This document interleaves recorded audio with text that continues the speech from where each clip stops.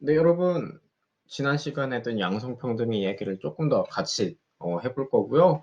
오늘도 완료를 표시 누르시고 과제까지 제출하시고 교과서 같이 확인하며 따라와 주시고요. 네, 여러분.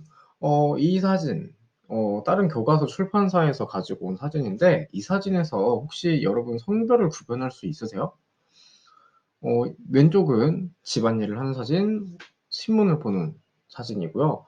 오른쪽은 의사와 간호사가 이제 진료 기록을 보고 있는 사진인데 혹시 성별을 구별할 수 있으신가요? 네, 그래서 오늘은 양성평등을 실천하기 위해 조금 더 우리가 실천할 수 있는 노력을 알아볼 거예요. 그래서 간단하게 다양한 양성평등의 실현을 위한 노력을 알아보고 과제 설명을 진행을 할 거고요. 175쪽에 일시정지 하시고 이 내용을 적어주세요. 양성평등 실현을 위해 자신이 할 수 있는 노력을 제시한다. 네, 그 노력이 무엇일지 알아볼 거예요. 자, 방금 보여준 사진이고요. 왼쪽에 있는 사진과 지금 선생님이 보여준 오른쪽에 있는 사진의 차이는 무엇인지 한번 보세요. 자, 왼쪽은 남학생이 바지를 입고 활동적으로 막 올라가서 장난을 치고 있고요. 그리고 여학생은 치마를 입고 이렇게 자리에 앉아서 공기를 하고 있는 건가요? 네.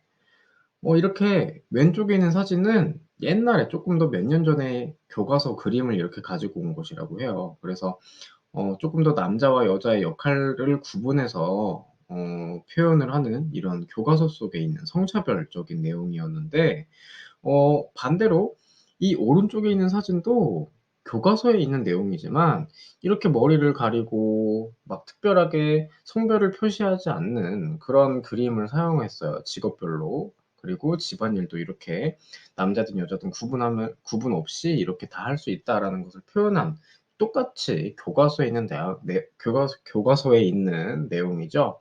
자, 그래서 교과서에서도 이렇게 변화가 되었듯이 우리의 인식 개선과 그 인식 개선을 실제 교육에도 반영할 수 있는 그런 변화가 있게 되었고요. 그리고 실제 현재의 모습뿐만 아니라 조선시대에도 양성평등을 실천하기 위한 노력들이 나왔다고 해요. 그래서 조선의 재산상속 풍경이라는 책에 보시면은 실제 이 지폐 5,000원, 1,000원, 막 5만 원권에 있는 지폐에 있는 분들이 양성평등의 주인공이라고 해요.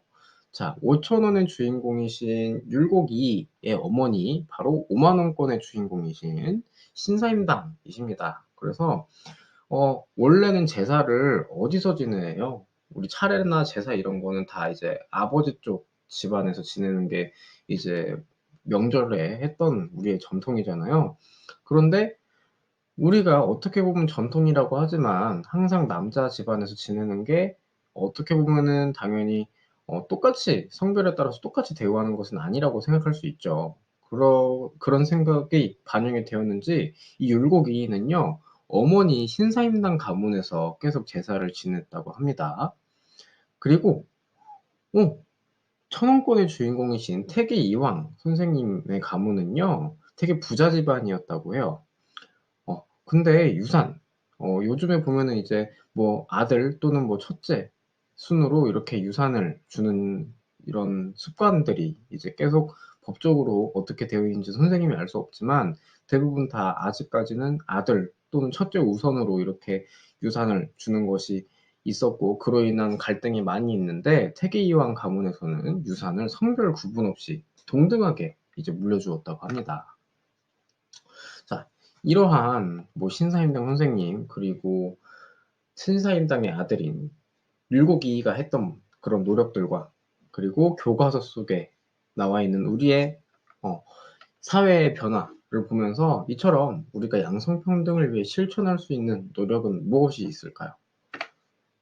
네, 바로 교과서 172쪽에 간단히 정리되어 있는데 개인적으로는 당연히 교과서처럼 또는 그 과거에 조상님들이 했던 것처럼 성역할에 대한 고정관념을 깨면서 성 차이, 그러니까 서로 다른 특성은 존중을 하되 모두가 똑같은 인간이라는 것을 인식을 하고 고정관념을 깨서 양성평등을 의식을 가져야 되겠고요.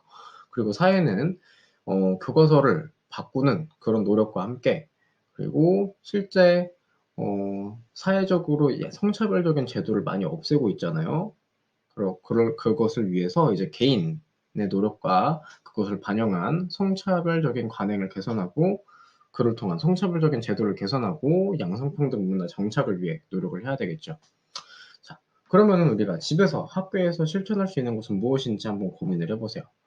그래서 예를 들면은 뭐 역할, 뭐 집안일이라든지 1인 1역할이라든지 이런 역할을 나눌 시 성차별적인 구분을 없애고, 그리고 대화 과정에서 세심한 배려의 표현을 사용하는 것이 우리가 일상생활에서 실천할 수 있는 양성평등의 예라고 할 수 있겠죠.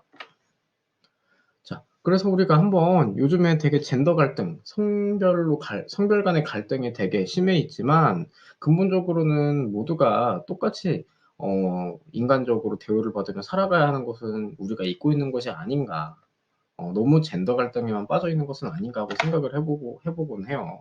그래서 우리가 양성평등 인식을 가지기 위해서 이렇게 인권 선언이 만들어진 거는 모두가 수단이 아닌 그 자체로서, 인간 그 자체로서 존중받기 위해 인권 선언이 만들어진 만큼, 모든 성별이 동등한 인간의 존엄한 가치를 지님을 기억을 함으로써 우리가 지낸다면은, 이것을 기억하며 지낸다면은 더 이상 성차별 없이 조금 더 모두가 평등한 양성평등 사회로 다가갈 수 있지 않을까 하고 생각을 하게 됩니다.